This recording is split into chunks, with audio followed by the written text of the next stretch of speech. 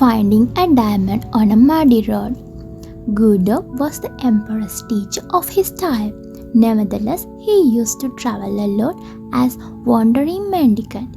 Once, when he was on his way to Edo, the cultural and political center of the shogunate, he approached a little village named Takenaka.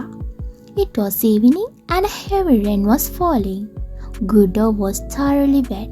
His straw sandals were in pieces.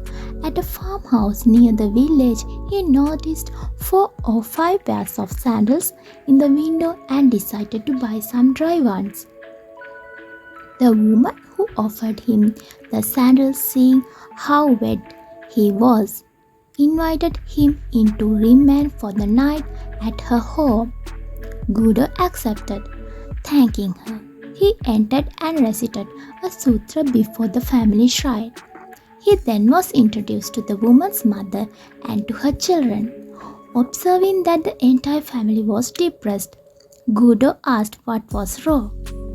"My husband is a gambler and a drunkard," the housewife told him. "When he happens to win, he drinks and becomes abusive. When he loses, he borrows money from others. Sometimes, when he becomes thoroughly drunk, he does not come home at all. What can I do?" "I will help him," said Guido. "Here is some money. Get me a gallon of fine wine and something good to eat. Then you may retire. I will meditate before the shrine." When the man of the house returned about midnight, quite drunk, he bellowed, "Hey wife, I am home. Have you something for me to eat?" "I have something for you," said Guido. "I happened to get caught in the rain and your wife kindly asked me to remain here for the night. In return, I have bought some wine and fish, so you might as well have them." The man was delighted. He drank the wine at once and laid himself down on the floor. Guido sat in meditation beside him. In the morning, when the husband awoke, he had forgotten about the previous night. "Who are you? Where do you come from?" he asked Guido, who still was meditating. "I am Guido of Kyoto, and I am going on to Edo," replied the Zen master.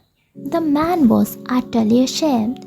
He apologized profusely to the teacher of his emperor. Guido smiled. "Everything in this life is impermanent," he explained. "Life is very brief. If you keep on gambling and drinking, you will have no time left to accomplish anything else, and you will cause your family to suffer too."